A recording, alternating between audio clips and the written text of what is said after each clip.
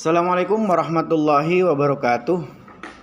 Anak-anakku sekalian yang saya hormati, pada kesempatan pagi hari ini kita akan mempelajari mata pelajaran akidah akhlak dengan bab pertama, yaitu tentang keutamaan dan keistimewaan Al-Quran. Namun sebelum kita mempelajari bab pertama ini, marilah kita bersama-sama membaca sholawat fatih terlebih dahulu. Allahumma sholli ala sayyidina Muhammadinil fatihi lima ughliqa wal khatimi lima sabaq nasiril haqqi bil haqqi wal hadi ila siratikal mustaqim wa ala alihi haqqa qadrihi wa miqdarihil azim. Terima kasih atas pembacaan sholawat fatihnya. Kita lanjutkan kepada materi yang pertama, yaitu tentang keutamaan dan keistimewaan Al-Quran. Dijelaskan di sini di bab pertama, ya, di dalam halaman ketiga, di situ ada peta konsep, yang mana di sini dijelaskan yang pertama yaitu keutamaan dan keistimewaan Al-Quran, dilanjutkan sejarah diturunkannya Al-Quran, pengertian dan hakikat Al-Quran, bukti kebenaran Al-Quran, isi pokok kandungan Al-Quran, dan yang terakhir keistimewaan Al-Quran sebagai mukjizat. Yang pertama yaitu tentang sejarah diturunkannya Al-Quran. Turunnya Al-Quran dikenal dengan nuzulul Quran, itu pada bulan Ramadan. Al-Quran tidak diturunkan kepada Nabi Muhammad SAW sekaligus satu kitab, tetapi secara berangsur-angsur. Itulah di antara perbedaan kitab Al-Quran dengan kitab-kitab sebelumnya. Berikutnya, berdasarkan keterangan di sini, diturunkannya Al-Quran ini menurut lokasi penurunannya ini dibagi menjadi dua. Yang pertama yaitu diturunkan di kota Mekah yang disebut dengan surah Makkiyah, yang mana jumlahnya kurang lebih ada 86 surat yang diturunkan selama 13 tahun. Selanjutnya, lokasi yang kedua yaitu di kota Madinah. Itu ketika Nabi Muhammad berada di kota Madinah, yang mana jumlah surat yang diturunkan di kota Madinah ini kurang lebih ada 28 surat, dan di sana diturunkan selama 10 tahun. Nabi Muhammad ketika menerima wahyu ini melalui malaikat Jibril, yang disebut dengan beliau mendapatkan julukan Ruhul Amin. Selanjutnya, sejarah diturunkannya Al-Quran ini dibagi menjadi 3 periode. Periode yang pertama yaitu ketika Rasulullah belum diangkat menjadi Rasul, yang mana wahyu yang pertamanya yaitu ada di dalam surat Al-A'laq ayat 1 sampai 5. Itu bisa kalian baca ya, suratnya itu di halaman ketiga. Berikutnya periode yang kedua. Periode kedua ini sejarah diturunkannya Al-Quran berlangsung selama 8 sampai 9 tahun. Pada masa ini dakwah Islam sudah mulai terbuka. Berbeda ketika periode yang pertama, beliau masih ketika berdakwahnya masih secara tertutup. Dan periode pertama dan kedua ini kalau dilihat dari berdasarkan lokasi ini masih di kota Mekah. Selanjutnya periode yang ketiga, yang mana periode ketiga ini beliau sudah hijrah ke Madinah, yang mana periode ini berlangsung selama 10 tahun. Di dalam periode ketiga ini surat ataupun ayat yang diturunkan kepada beliau dikenal juga yaitu dengan surat Madaniyah. Berikutnya, berdasarkan daripada peta konsep, Itu pengertian dan hakikat Al-Qur'an. Dijelaskan di sini, Al-Qur'an menurut bahasa berasal dari kata qara'a yaqra'u Qur'anan, yang artinya bacaan ataupun yang dibaca. Nah, sedangkan Al-Qur'an menurut istilah yaitu kalam Allah ataupun firman Allah yang diturunkan kepada Nabi Muhammad sebagai mukjizat. Dan bagi yang membacanya ini merupakan ibadah. Serta wahyu yang diturunkan kepada Nabi Muhammad ini sebagai pedoman hidup manusia. Itu pengertian Al-Qur'an secara istilah. Berikutnya, Al-Qur'an ini mempunyai nama yang cukup banyak. Di antara namanya yang pertama yaitu Alkitab, yang artinya buku. Selanjutnya adalah Al-Furqan, yang artinya pembeda. Maksudnya bahwa Al-Quran ini menerangkan secara jelas tentang perkara yang haram dan yang mubah, yang wajib. Menjelaskan, membedakan antara perkara yang batil dan yang tidak batil. Berikutnya nama Al-Quran yaitu Az-Zikir, artinya peringatan. Sebab di dalamnya menjelaskan tentang ayat-ayat peringatan kepada manusia. Selanjutnya yang keempat itu Al-Huda, ya, artinya sebagai petunjuk. Karena ayat-ayatnya berisi tentang petunjuk bagi manusia, yang mana di dalamnya terdapat ayat-ayat sebagai pedoman hidup manusia. Selanjutnya adalah Asyifa, itu sebagai obat ataupun penawar. Ya.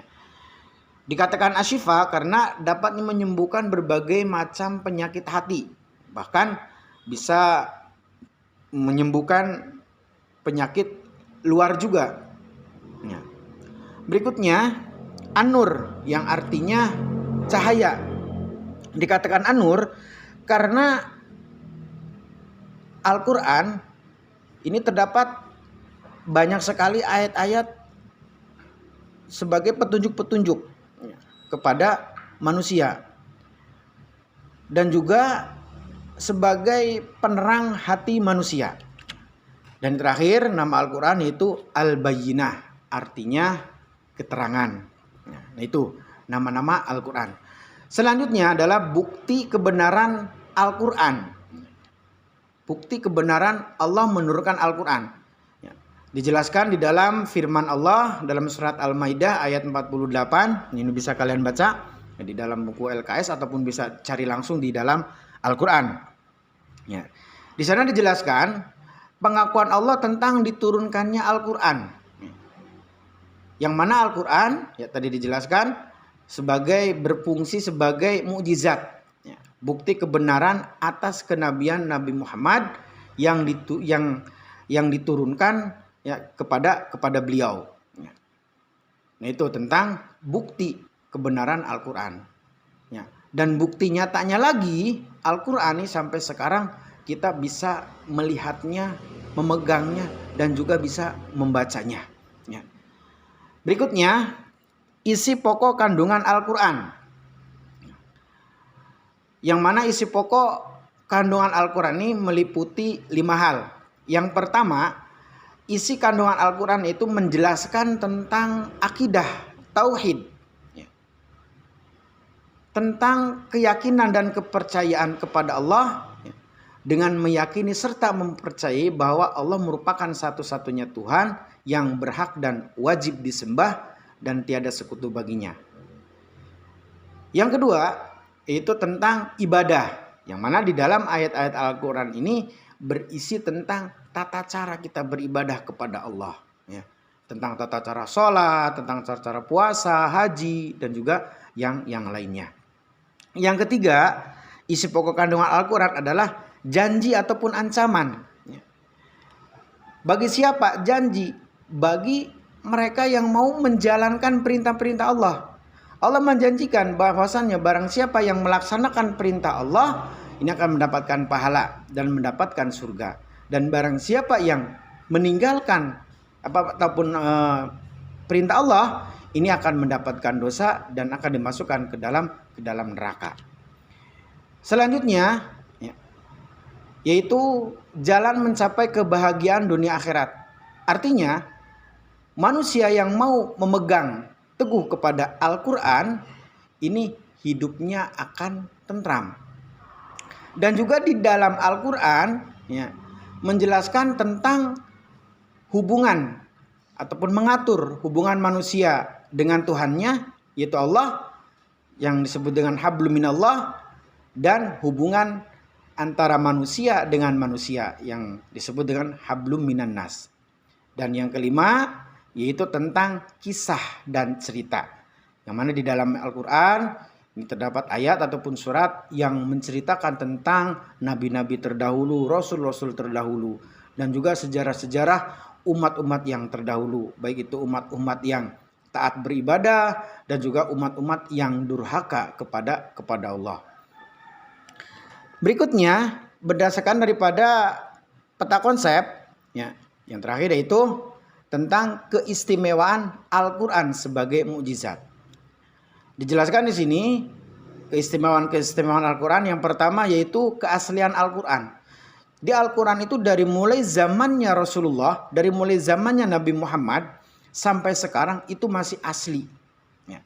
Bahkan menurut ulama tafsir dijelaskan Al-Quran, ayat Al-Quran ataupun surat yang ada di dalam Al-Quran, yang ada di dunia, yang ada di bumi, itu sama dengan Al-Quran yang ada di Lauh Mahfuz. Selanjutnya, di antara keistimewaan Al-Quran, yaitu isi Al-Quran.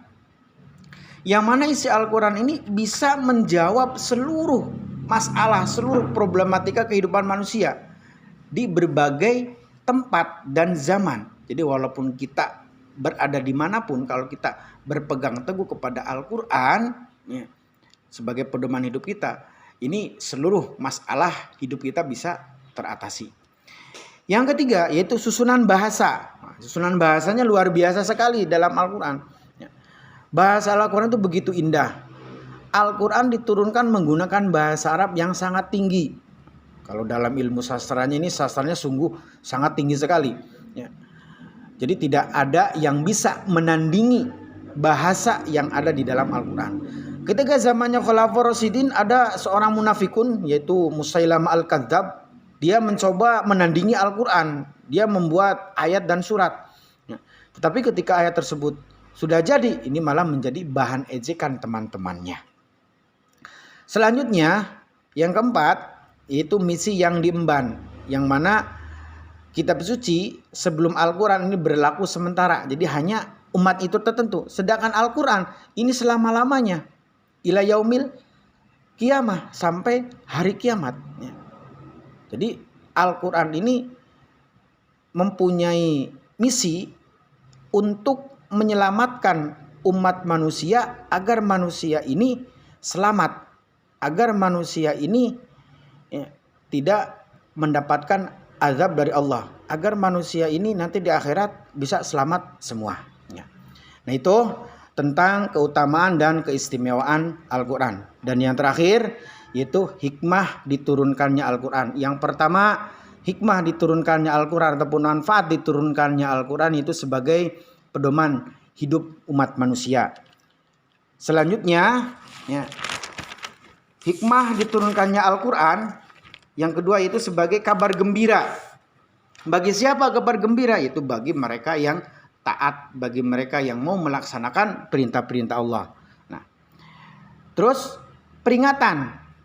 Bagi siapa? Itu bagi mereka yang tidak mau melaksanakan apa yang ada di dalam Al-Quran. Dan yang terakhir, Al-Quran, hikmah diturunkannya Al-Quran sebagai pemberi informasi tentang kisah-kisah terdahulu. Artinya sebagai barometer kita ya, dalam menempuh hidup kita. Ya, seperti dulu ya, ada umatnya yang melakukan kemaksiatan, ini akan diazab oleh Allah. Nah ini sebagai apa? Sebagai barometer kita. Berarti ketika manusia melakukan kemaksiatan, itu nanti akan diazab oleh Allah. Mungkin itu untuk materi keutamaan dan keistimewaan Al-Quran yang bisa Bapak jelaskan.